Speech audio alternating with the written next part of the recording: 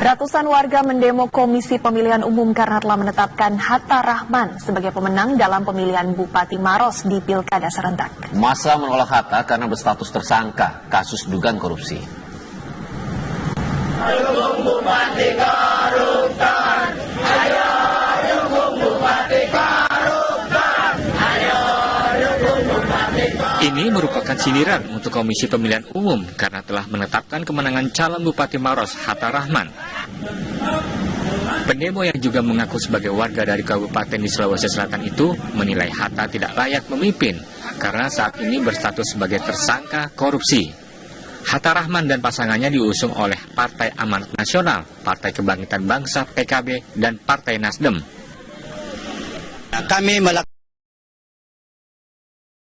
KPU agar jangan merekomendasi kepada Mendagri untuk supaya tidak dilantik. Kenapa? Karena mengingat ini calon terpilih ini masih berstatus hukum, di mana sementara berproses hukum di Mabes Polri. Kemarin ini waktu kita ini lakukan aksi demo di Mabes Polri itu dia sudah janji bahwa segera ini ditindaklanjuti, ya. Dan kami sudah mengancam mereka itu bahwa ketika Mabes Polri ini tidak segera melakukan pemanggilan secara paksa, kita akan bawa ini ke KPK. Kita akan laporkan langsung ini ke KPK.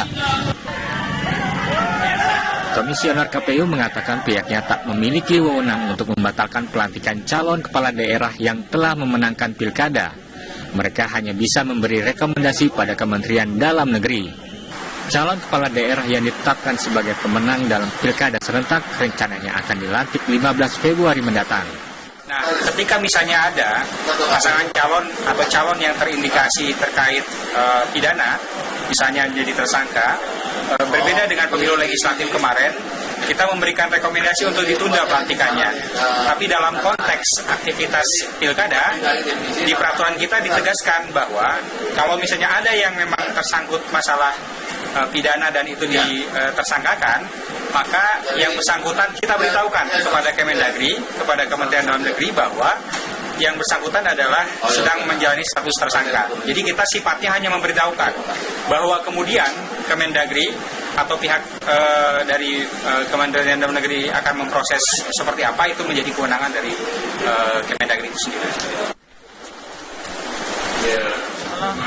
Lembaga Konstitusi dan Demokrasi Inisiatif membeberkan 20 calon kepala daerah yang berstatus tersangka dalam kasus hukum.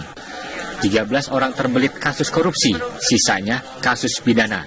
Dari Jakarta dan Banjarmasin, Kalimantan Selatan, Reza Fahrani, Nur Muhibatur Rahman, TV One mengabarkan.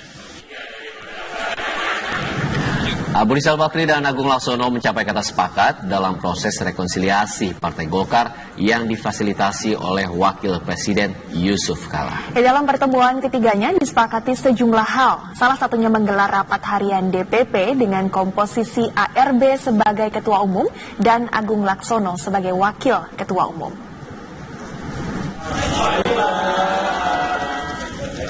Wakil Presiden Yusuf Kala, yang juga Ketua Tim Transisi Partai Golkar, memediasi pertemuan antara Abu Rizal Bakri dan Agung Laksono.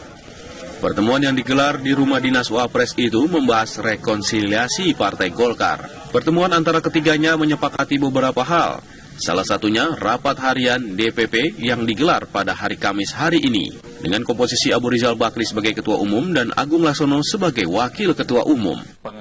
Usai pertemuan, JK menyatakan saat ini